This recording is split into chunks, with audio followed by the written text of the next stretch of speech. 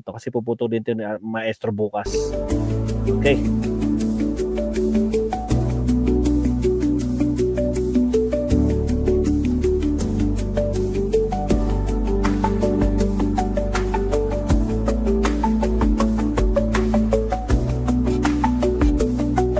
Chicken inasal at chicken oil. Mapapasarap ang kain sa mga inasal. Tara!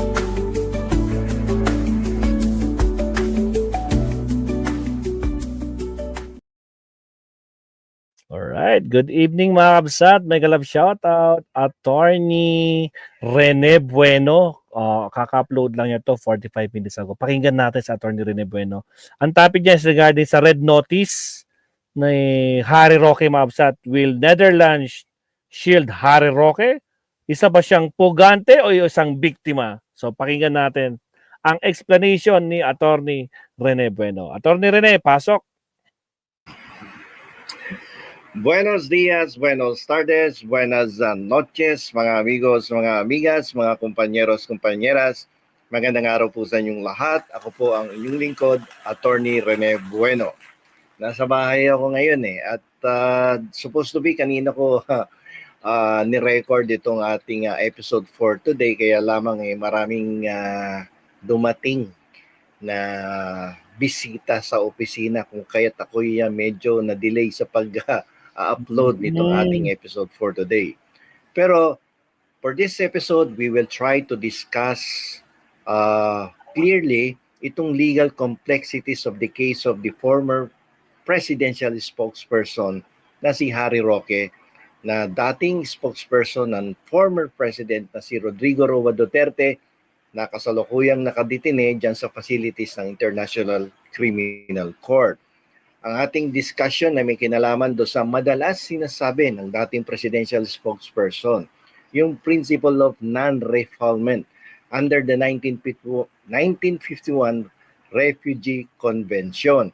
Dahil lang sabi nga ng dating spokesperson ay hindi daw po siya pwedeng ipa-deport o pabalikin sa bansang Pilipinas because he is legally protected by this very principle of non-refoulement under the 1951 Refugee Convention. So ito po ang ating ipaliliwanag sa episode na to at upang maintindihan naman ng mga ordinaryong mamamayang Pilipino kung ano ba itong pinagsasasabi ng dating presidential spokesperson.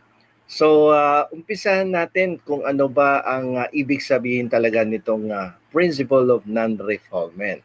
Ito pong principle of non-refoulement ay isang prinsipyo na nagbabawal, nagpapatigil sa isang host country na pabalikin o i-deport ang isang tao na nag-apply ng petition for asylum sapagkat ang kanyang dahilan ay siya po ay mahaharap sa isang political persecution, mahaharap siya sa isang hindi makaturungang paglilitis, mahaharap siya sa isang serious harm. In the event the host country will cooperate with the government or the host or the country of origin of the applicant. So pinipigilan nito ang host country, and in this case of Harry Roque ay pwedeng hindi ipa-deport ng gobyerno ng Netherlands si Harry Roque kung mapapatunayan talaga na ang pagpapa-deport o ang request for deportation of Harry Roque is on the basis of political persecution. At wala namang makatarungang paglilitis na mangyayari, just in case ay ipagpatuloy ang kasong kanyang kinakaharap for qualified human trafficking. So ito ang madalas sinasabi ni Harry Roque at pasayaw-sayaw pa sa kanyang blog at pasabi-sabi pa ng bangag-bangag at hindi daw mananalo ang gobyernong Pilipinas laban sa kanya sapagkat siya po ay eksperto sa international law at malawak ang karanasan pagdating sa pagdidepensa sa mga taong Narangan tayo na, attorney. Wait lang. naharap sa ganitong klaseng sitwasyon. So tingnan natin ngayon at basahin natin o ipaliwanag natin, nabasa ko na kanina itong 1951 Refugee Convention Bilisan lang natin guys. at related international law tungkol dito sa kaso ni Harry Roque.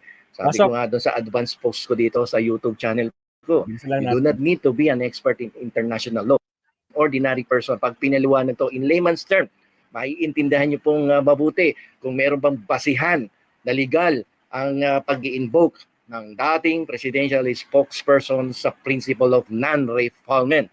Ngayon, ang non-refoulement, katulad nga po ng ating pagkakasabi, ito po ay ipinahihinto, no? Ng isang host country, ang isang request galing sa country of origin ng applicant upang siya ay ipa-deport, no, sa kanyang bansa, sa Pilipinas, hindi kay Harry Roque. Dahil kung siya ay papayagang pabalikin doon, i-allow ng Netherlands government ang kanyang pag-uwi sa Pilipinas, malamang siya ay mahaharap sa isang political persecution, magkakaroon ng hindi makatarungang trial, magkakaroon ng serious harm on the part of the applicant for asylum. Pero ganun po ba mangyayari kay Harry Roque? Pag-usapan natin ngayon yung kanyang depensa. Alam niyo sa ilalim ng international law, in particular dito sa 1951 Refugee Convention, may tinatawag po tayong exemption to the rule under Section 33, Paragraph 2 of the 1951 Refugee Convention. Nabanggit ko na sa inyo ng mga nakaraang vlog natin na kung general principles of the law ang ating pag-uusapan, mas madali ding intindihin yan. Pero ingat tayo kasi sa bawat probisyon ng isang batas, palaging may exemption to the rule. At yung exemption to the rule na yan, ang ating pong bibigyan ng diin, no, ng importansya sa ating talakayan sapagkat sinasabi ng nasabing exemption to the rule na kapag ang isang tao na aplikante for asylum ay nahaharap sa isang napakaseryosong krimen sa kanyang bansang pinanggalingan, Human ang trafficking. principle of non-refoulement ay pwedeng isang tabi o baliwalain. O tabi ka muna dyan. Bakit? Kasi meron ka palang napakaseryosong krimen na nakumit sa iyong bansang pinanggalingan. And in the case of Harry Roque, may dumaan dito sa likuran namin. Nandito ako sa terrace sa likuran ng aking bahay. So in the case of Harry Roque, ay siya po ay naharap sa isang kaso na kung tawagin natin ay qualified human trafficking. Ito ay naisampa na sa husgado pagkatapos ng isang preliminary investigation. Alam niyo naman ang isang reklamo sa piskalya doon sa preliminary investigation. Kapag nagkaroon ng reasonable certainty of conviction, ang findings ng piskal ay merong reasonable certainty of conviction na ang nasasakdal ay maaring nakumit nga niya ang itong qualified human trafficking. Isasampa po yan, no, sa mas mataas na level na investigasyon o paglilitis, walang iba kundi doon sa Regional Trial Court. At ang kaso nga niya ay isinampa ng piskal sa Regional Trial Court, Branch 118 of Angeles City, Pampanga. And on the basis of the recommendation, the filing of the information, pinaliwanag ko na sa inyo kung ano itong information on the basis of the information filed by the prosecutor, a valid warrant of arrest was issued by Branch 118 of the Regional Trial Court of Angeles City, Pampanga. And on the basis also of this warrant of arrest, nag-request na po ang ating Department of Justice at ito po ay kasalukuyan nakikipagtulungan sa ating sa gobyerno ng Netherlands upang pauwiin itong si Harry Roque dito sa Pilipinas upang harapin ang mga kasong kanyang dapat sagutin at hindi pagtaguan sapagkat meron pag naiilabas itong red notice ng Interpol ay dadamputin yan at babalansihin kasi yan ng gobyerno ng Netherlands. Kung yun bang principle of non-refoulement ay mahigpit nilang ipatutupad at hindi nila papayagang ibalik sa bansa si former spokesperson Harry Roque sapagkat ito ay maharap sa isang hindi pantay na paglilitis at ang kanyang buhay ay maaaring malagay sa panganib. Maaaring siya ay maharap sa isang very serious harm if the government of Netherlands will allow him to go back to the Philippines.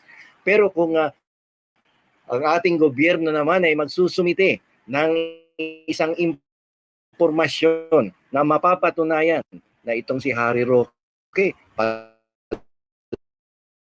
ay isang reklamong qualified human trafficking. At ang mga ebidensya ang ebidensya laban kay Harry Roque ay napakalakas. Ito pong information filed by the prosecutor with the Regional Trial Court of Branch 118 Angeles City, Pampanga. Sapagkat hindi ka naman magpapile ng information in court if you do not have a strong evidence of guilt against the defendant, okay, or the respondent. Hindi maisasampayan sa husgado kapag hindi malakas ang ebidensya. And on the basis of this valid warrant of arrest filed, no, issued by the RTC Branch 118, pwedeng paniwalaan ng the Hague government, ng Netherlands government na, oy, Harry Roque, napakaseryoso nitong aligasyon sa iyo, laban sa iyo na ikaw pala ay merong arrest warrant na inilabas ang Branch 118 RTC of Pampanga. Abay, kapag merong ganitong klaseng information at warrant of arrest, merong patayan ang iyong bansa na dapat ikaw ay pabalikin sa Pilipinas at harapin, no, ang paglilitis doon sa korte na kung saan isinampa ang reklamo na qualified human trafficking laban sa iyo. At ito kasing international principle of non-refoulement ay hindi applicable in your case sapagkat merong basihan ng gobyerno na mag-request na ikaw ay pabalikin. Ayun This is lang. one of the exceptions to the rule. Na kapag Patay na. ikaw ay merong very serious commission of a crime like qualified human trafficking at ikaw naman ay bibigyan ng magandang trato at ikaw naman ay bibigyan ng magandang at pantay na paglilitis sa iyong bansang pinanggalingan at wala naman talagang political persecution na ayon sa iyo ay ikaw ay politically under political persecution, abay, wala kami magagawa kundi pagbigyan ang kahilingan ng iyong gobyerno na ikaw ay bumalik na doon. Alam niyo yung basihan ni Harry Roque na his ties with the Duterte, with the former President Rodrigo Duterte, is the basis of this complaint against him filed.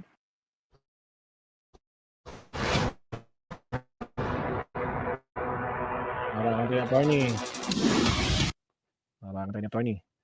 With the RTC Branch 118, yung qualified human trafficking, ay mapapawalang saysaya sapagkat kapag nakakita ng Netherlands government na malakas ang ebidensya laban sa iyo sa qualified human trafficking, then yung allegation mo na ikaw ay politically being persecuted by the government of the Philippines, mababaliwala yan. Patay ka, Harry Roque. Ang basihan ng pagsasampa ng reklamo sa iyo, kundi yung matitibay na ebidensya ng mga o kaya yung mga testimonya ng mga trafficking victims, no, yung mga testimonya ng mga testigo na ikaw ay talaga namang may koneksyon sa pagpapatayo, yung tinatawag na Lucky 99 ba yan, nung operation ng mga pogo diyan sa Pampanga ay malalakas kapag naipakita ng ating gobyerno na may malakas na ebidensya laban sa iyo, yung ipinaglalaban mo at palagi mong sinasabi na international law principle na non-refoulement ay mababali wala.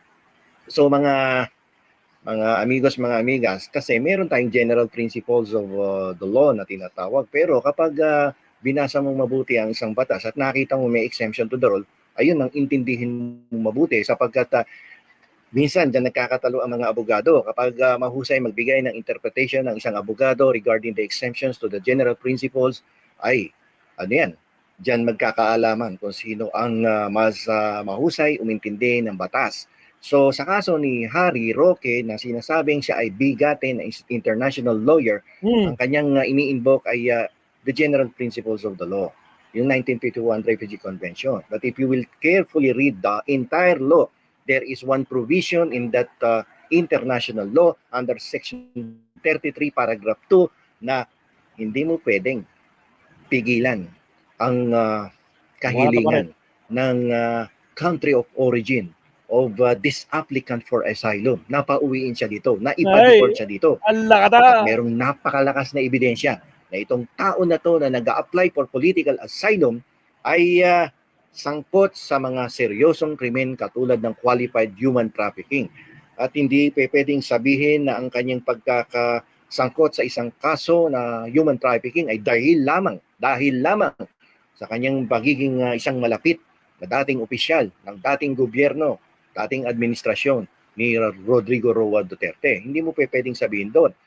it is only because of your political ties with the former president, but because of the strong evidence presented by the Philippine government relayed to the government of Netherlands, pag nakita nila yan, then Patay the na. exception to the rule regarding this principle of non-refoulement will prevail over the general principle Nako po. of non-refoulement. So yung exemption to the rule ang papasok, at ang ating pong dating presidential spokesperson ay malamang, no, na pauwiin dito sa Pilipinas sapagkat merong matibay na ebidensya na siya po ay sangkot sa malulubhang krimen katulad ng qualified human trafficking.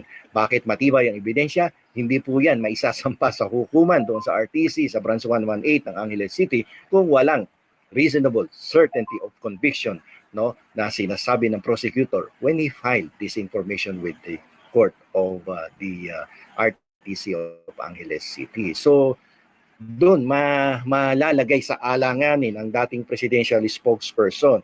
So binabalanse kasi ng Dutch government yung human rights and public safety. Kapag nakita kasi ng Dutch government na, teka muna, malalagay sa alanganin ng ating bansa kapag hindi natin pinagbigyan ng kahilingan ng Philippine government. Dahil sa atin ay importante din, no? Nabigyan natin ng halaga ang public safety.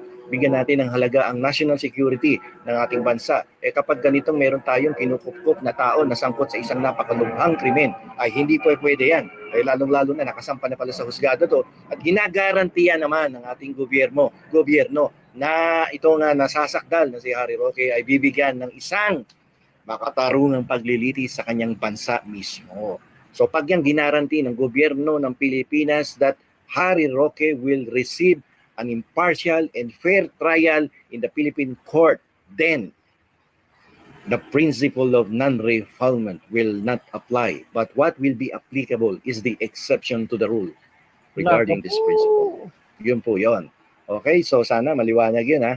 So sa kaalaman ng nakakarami, hindi po yan na absolute, no, yung batas na yan o yung prinsipyo na yan. Kapag ikaw ay pumasok doon sa exemption to the rule, uuwi kang bata ka dito sa Pilipinas.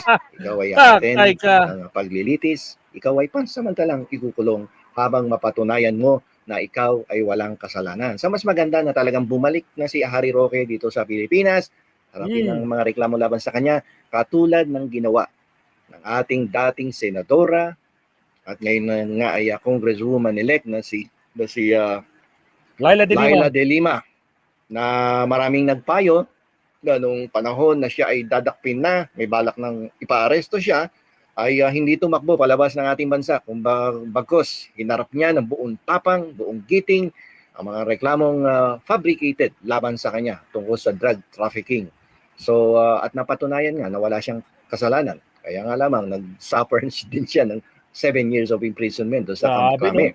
Pero kahit papano, kahit pakita niya na siya ay walang kinalaman, walang kasalanan sa mga fabricated complaints filed against her. At ngayon nga ay siya ay manunungkulan bilang isang kongresista sa ating mababang kapulungan.